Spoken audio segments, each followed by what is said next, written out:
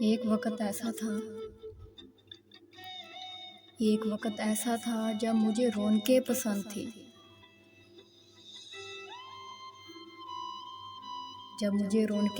थी। सबसे बात करना पसंद था, हंसते रहना पसंद था, बेवजह सबको तंग करना पसंद था।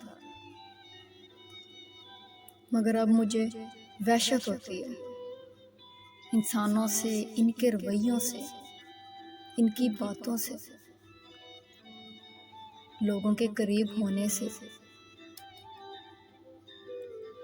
अब मुझे हंसने की जगह लफ्ज़ों के जनाजे उठाना पसंद है। अब मुझे तहरीरों की आड़ में मातम लिखना पसंद है। मुझे खुद को अज़ियत में रखना पसंद है। मुझे मालूम है ये जो लोग हैं ना, ज़िंदगी के सबसे करीब होते हैं,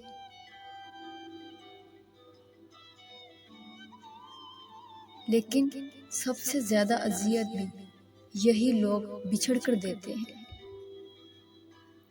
इनके अल्फाज, इनकी तोहमतें जुदाई की अज़ियत से ज़्यादा दर्दनाक होती हैं।